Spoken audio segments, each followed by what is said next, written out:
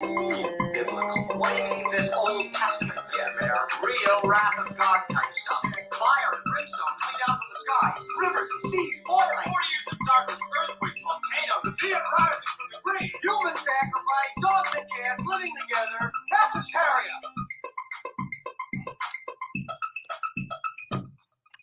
Broadcasting live from the WDCE studios out of the University of Richmond, you're listening to 90.1 FM here on the only radio show dedicated to the magic and nostalgia of Saturday morning, hosted by me, a real puppet, from the most trusted puppet in media. Reporting since Roswell, I'm Sam Newsman, and this is Saturday morning. I want to thank everyone, of course, for joining into the show. Skydro Walker first. Skydro Walker. Are you familiar with Skydro Walker? Are you familiar with toy figure photography? Well, you should be at Skydro Walker on Instagram. Make sure that if you go to extremesets.com, you use the code SKYDRO, SKYDRO at Extreme Sets, and you can save 25% off. No, that's not an ad. I'm just telling you out loud what could be done. Yeah, right. So shout out to Skydro Walker, who is here. One of the things that I've been doing over the last few weeks is I have been doing monologues. So I've been doing monologues and I've been reading segments here on this third hour. So the phone lines are dead now. So the hard line has been cut. General Shu and the guys in the back have cut the hard line. So no more phone calls. But one of the things that I try to do every single week is try to inform the masses. And I started off the whole show with this, and you may not have caught it, but I said out of balance. And balance is an interesting thing because people might say that you need to have balance or balance is good or there should be some kind of balance. Well, balance is okay, but it shouldn't be the above all end all. But it was interesting because here I am. I'm just a regular media puppet on my way to the radio station to do what I was born to do. I was born to host a radio show on Saturday morning. And you were born to remember the good times of Saturday mornings because you're listening to this broadcast. But in the process of me traveling here to the station, one of the things that I do is I always get the Richmond Times-Dispatch. So do we have it? We have the Times-Dispatch. There it is. So there it is, the big Times-Dispatch right there. It says out of balance. One of those things that says Virginia's largest colleges grow at expense of small schools. And of course, yes, I'll get to Mario in a few moments. But like I said, this is the front page of the Richmond Times-Dispatch. Virginia's news leader. Do you remember the news leader? The news leader was the other paper before the Times-Dispatch bought it. And that was back in the 90s, the early 90s. You may not know about it. That's inside baseball for another day. Shout out to Dead Man Juan. Listen, are you toy mercs? Because I tell you what, we are all toy mercs. And the reason why I bring that up is Dead Man Juan, one of the admins for the toy merc communities. Now, while Dead Man Juan does a lot of amazing custom stuff for action figures and collectibles, one of the things that he also does is that he helps run Toy Mercs, which is a community of toy collectors that take photographs, and everybody's welcome. Everybody's welcome. Just make sure that you hit up Toy Mercs in terms of collaboration in Instagram, and you can be a part of the Toy Merc community.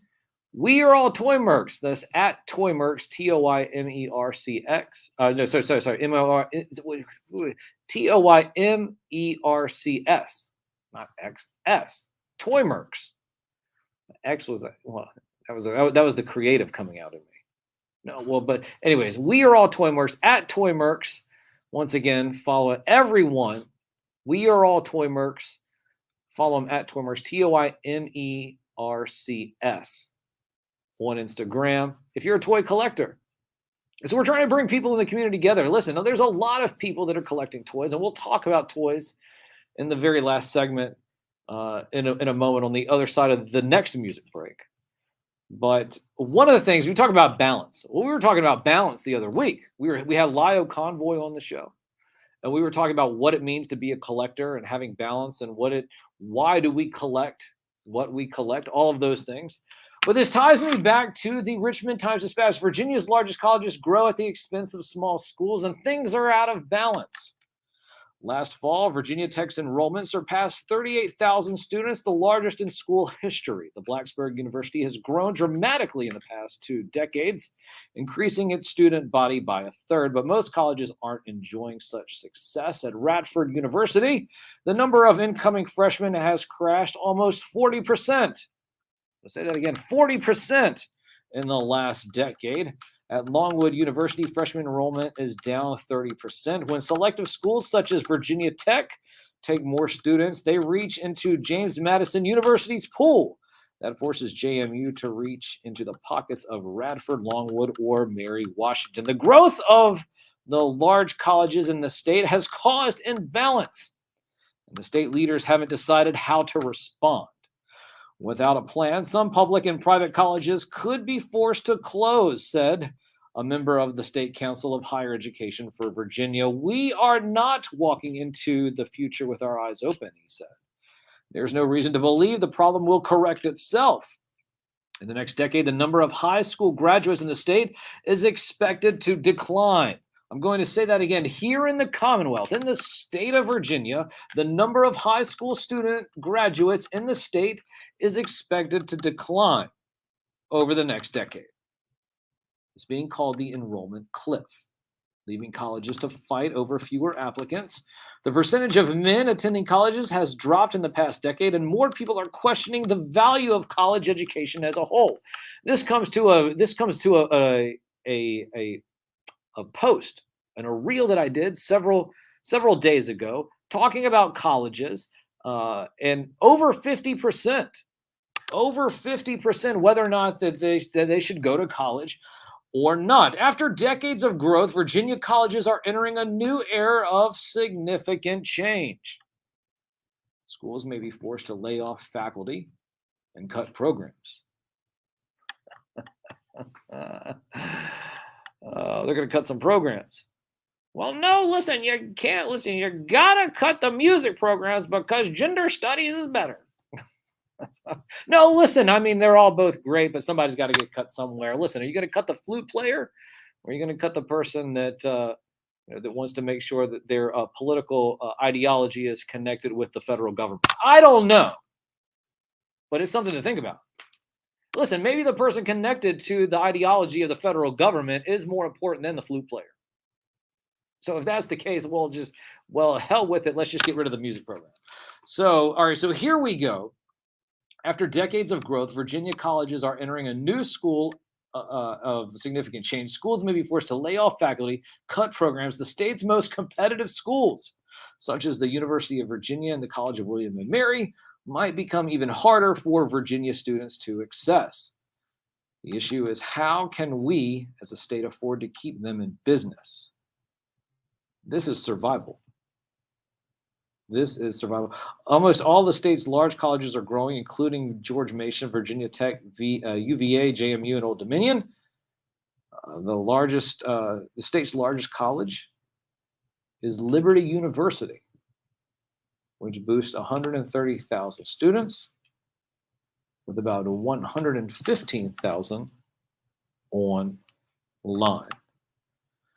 So that's all that has to do with when it comes to what's going out of balance and what's happening here in the state. Listen, I wanted to just bring that up. A lot of people are thinking whether or not they should go to college or not. Here we are, we're broadcasting live out of the WDCE studios out of the University of Richmond. And I bring all of that up because I think that you should invest in your education. But where does it need to be? Well, of course, it should be here at the University of Richmond. I mean, that's where I'm broadcasting from, and I mean, that's where my producers, and they all went there, and so no, there's a connection there. So, of course, I would sit there and tell you that it is worth it, but you don't necessarily need a degree. There are just enhancement classes for skill sets and jobs. You don't necessarily need to get a degree outright, but continuing your education on multiple levels. Now, sure, you can teach yourself a whole bunch of stuff. Hell, you can get a YouTube video and learn how to cook eggs 20 different ways. But that doesn't mean that you become an expert. Expert, they say, Malcolm Gladwell, I think 10,000 hours. doing something before you are technically considered an expert in it. But you know what? One of the things that is important is getting an education and teaching. You can do that online. You can do that here on campus. And you can do that not for just a whole degree, but you could do that for just individual skill sets. And that's okay. That's okay. But there's always a time and a place to learn. And I tell myself every day, even though, listen, I've been doing this since Roswell, the most trusted puppet in media reporting since Roswell. So I could sit there and take a step back and say there's all these human puppets masquerading around and being called media puppets, and here they are still human. But once again, I am a real media puppet doing what I was born to do. I was born to host this radio show on Saturday morning, and you were born to listen. Think about nostalgia. Think about the things of the past. And even though I brought up education was a great time. Listen, you remember getting your book bag on and jumping on the bus and coming home after a school day. And what would you do? You would turn on cartoons or you'd play some video games, which leads us back to October 18th in the year 1985. That was the year and the day that the Nintendo Entertainment System was released in North America. In several different major markets, the Nintendo Entertainment System went on to become one of the biggest selling video games of the decade. Actually the biggest video game selling system of the decade. This comes after a crash, the video game crash of 1982-83, when video games publishers, they thought that the video game industry was a wash. Sure, there was still arcades around and people were going to the arcades. Pac-Man was around and Donkey Kong was around, but it wasn't until Nintendo published the Nintendo Entertainment System, October 18th, 1985. Then Mario and Nintendo itself became a household name. After a while, Mario had a sequel known as Mario Brothers 2, which was essentially a reskin of a game called, I think, Doki Doki something. Anyway, so it was a reskin. It really wasn't even Mario 2. There was a real Mario 2 that came out in Japan, and that game never was released in the United States until the Mario Stars All-Star game, which was on the Super Nintendo, which leads us into the Super Nintendo, Super Mario World, and then that takes us to 1992, when the debut of Mario Kart was released.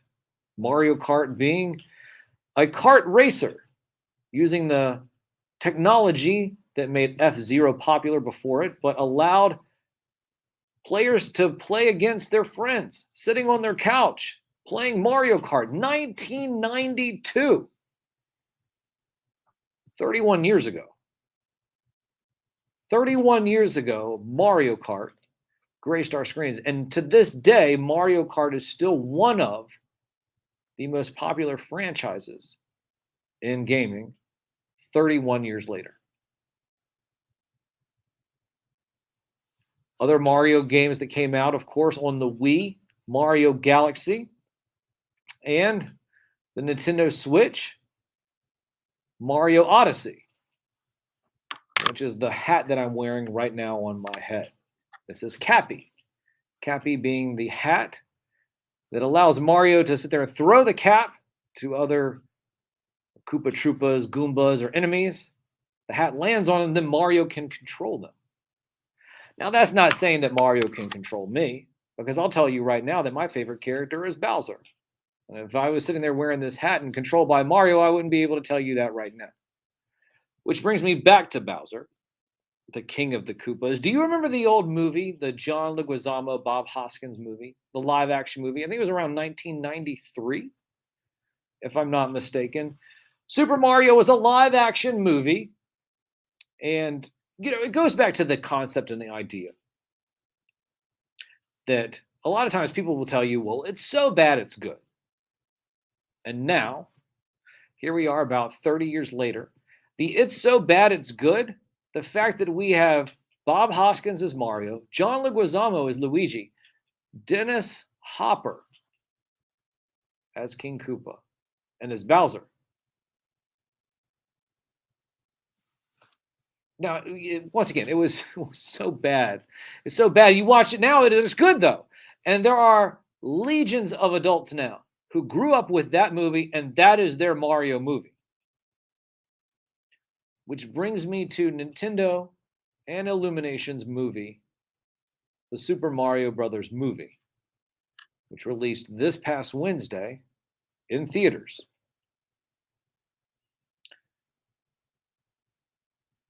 Coming out in 1985, we're almost at the, what is it? We're almost at the 40th anniversary. About 2 more years, the 40th anniversary of Mario. And I will tell you right now that the Mario Brothers movie is everything that you, as a Mario fan who've been watching it for years, and who might have your own children, you might have your own children and kids and families, and maybe you now are playing Mario with your kids. There's a connection that can happen generationally with Mario, which brings me to our guest this hour. Now, I think I might be able to get the phone lines. I mean, not the phone lines, the microphone here set up. I have the philosopher here with me.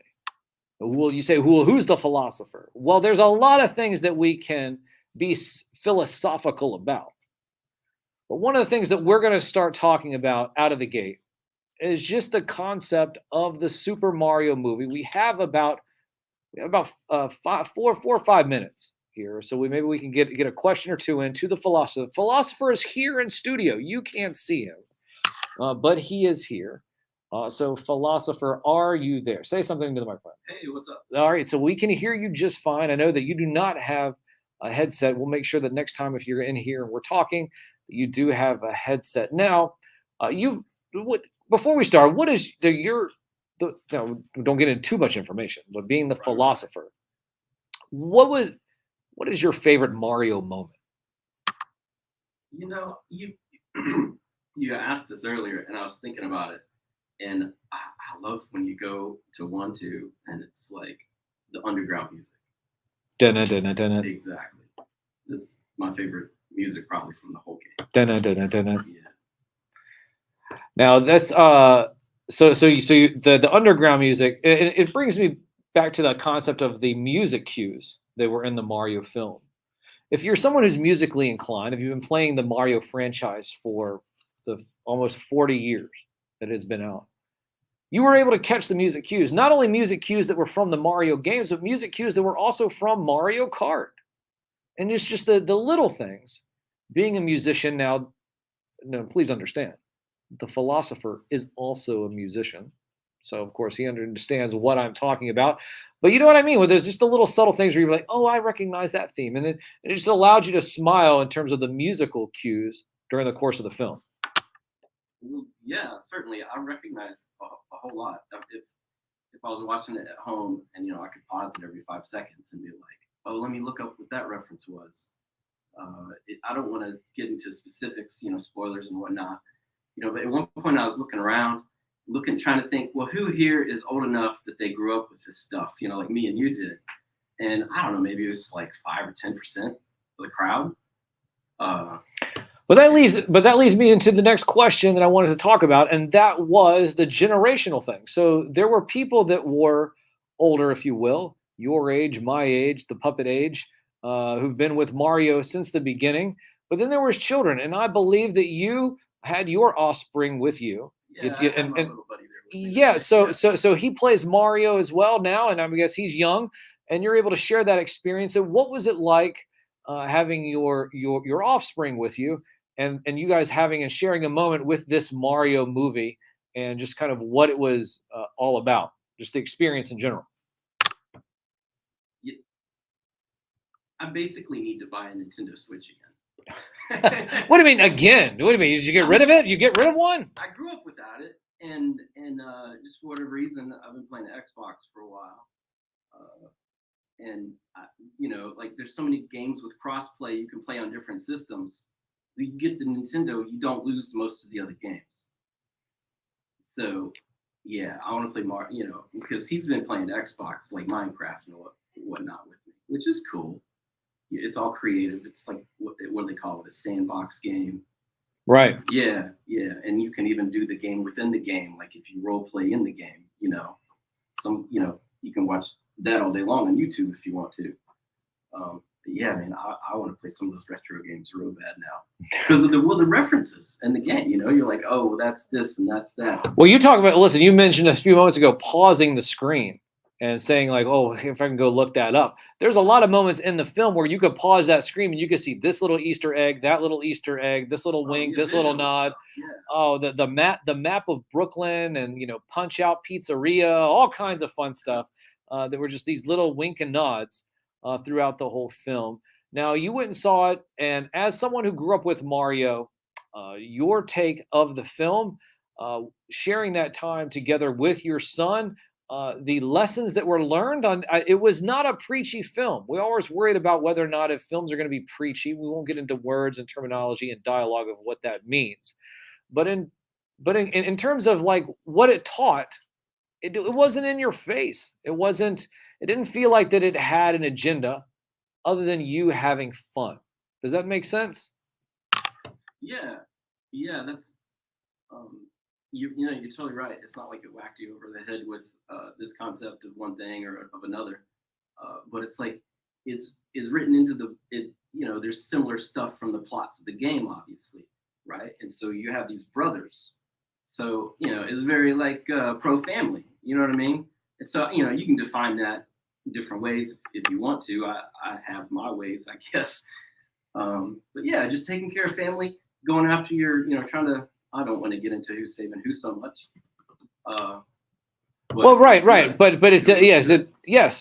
The concept of family, just good overall feels from beginning to end. People I saw where Rotten Tomatoes I think had it at 54%. 54%, which is ridiculous. And well, of course, I've never held any movie critic reviews in any type of high esteem anyway. But do you know what my only complaint was? If I had an only complaint, it was that it was only 92 minutes. I wanted more. I thought it was fantastic. It was incredible. I've not went out to go see a movie in a long time, but I will tell you that, so I saw it in 3D with the little 3D glasses on and everything. It was about what, 18, 19 bucks? Hell, I'd go see it again in 3D because it was just that good. What were your thoughts, Mr. Philosopher? The links thing. I feel like my granddad took me to see the Transformers movie in the 80s, and he was the one that if he were alive when Lord of the Rings came out, he'd be like, "What is this? 3 hours long? I got to take a nap in the middle of it." Right. So for me, that was kind of perfect. Like the length of it, I get what you're saying. Like it ain't free to go to a movie. Oh, no, absolutely. Listen, but I'm telling you, if that's the only bad thing that I have is just that I wanted more, and it was only 92 minutes, like you said, it was a perfect length. I didn't feel like I had to get up and go use the bathroom after munching a whole bunch of popcorn and drinking soda. But it was a great film, beginning to end, 92 minutes long. You need to stay through the entire credits. There is something at the end of that. I will be playing a few more jams here, some Mario jams in a few moments. But the last thing before we let the philosopher go, philosopher, what was your favorite cartoon growing up as a kid? Dude, that's kind of like asking who the GOAT is in basketball. I mean, yeah, you know what? Most people that grew up, most people of a certain age will say Michael Jordan. And the new age kids will say LeBron. I mean, there's a lot of things to be said about it. It's all subjective. But what's the one theme song of the 80s cartoons that when you think about 80s cartoon theme songs, what's the one that pops in your head? 80s cartoon themes. Go. It's got to be Transformers. Transformers? No, my gosh, Transformers. Oh, the philosopher. Oh, yeah, well, of course, GoBots are better, and Rock Lords are even better than that. I say that all the time. Oh my gosh, Transformers. Here we go. G.I. Joe, though, we both like that one. No, G.I. Joe is great, but you said Transformers first. Oh my gosh. No, it's okay. I mean, He-Man was cool. That's another one. Right. Well, yeah, I mean, we could probably agree on a lot. You've ruined it. You've ruined it. You probably had a joke based on me having a different answer. No. I know. I knew that you were going to say Transformers, so I was just ready for it. But I'm still just hurt about it. I'm still hurt about it. GoBots are better. Rock Lords are even more superior than them. But the philosopher himself prefers Transformers. But he does have Mario memories, including going to the Mario film, which I recommend all of you go see. Thundercats, bro, is what somebody said. Brave Star, my favorite. Silverhawks, another one up there. But we'll be playing some of those themes next week because I have a few more Nintendo themes, including what is quite possibly the best song in an animated film since the early 90s with Disney. No, I'm serious. I'm serious, and it is sung by the only person, or the only turtle that could do it, and that is Bowser, King of the Koopas himself. You'll hear that in just a few moments. Once again, at Sam Newsman on Instagram, at Sam Newsman on Twitter, at Sam Newsman on Facebook, at Sam Newsman on TikTok, Sam Newsman on YouTube, all across social media, at Sam Newsman everywhere. Triple D's in the chat. Shout out to Triple D. Shout out to Ken Davis. Everybody, of course, who's been here in the Instagram and the Facebook and the chats all over the place. Casper as well. Philosopher, it was great having you on. Thank you so much for being a part of the show. We look forward to more involvement with you in the future. And like I said, we call him the philosopher because if we were to keep his mic on for longer than we needed to, next thing you know, he'll be reading us a whole book. So anyways, the philosopher, thank you so much for being a part of the show and being here today. Oh, dude, it was fun. I appreciate it. Yeah, I have those moments where I think I could have been a senator if I wanted to, talk all day. Absolutely, and get paid off by everybody. And next thing you know, you'll have a video. Next thing you know, you'll have a videotape of yourself down in Epstein Island. Anyways, broadcasting live here from the WDCE studios out of the University of Richmond. You're listening to 90.1 FM at Sam Newsman all over social media. Shout out to Mark Cosplay in the chat and everyone who's been joining us this Saturday morning. We'll be back here on the other side of these themes for the last thing what we learned with. And that's one to learn. That's what we're trying to call it. And that's one to learn with here on the other side of this music break. Download the Live 365 app so you can hear the theme songs that we're about to play as well.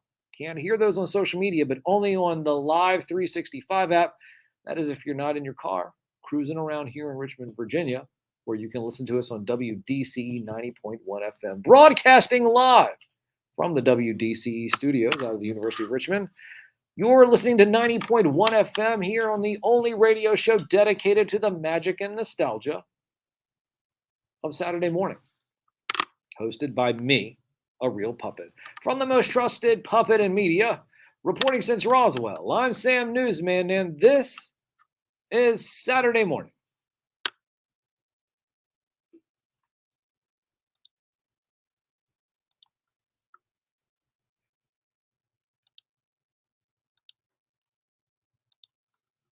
We're not like the others who get all the fame. Hey, paisanos, it's the Super Mario Brothers Super Show.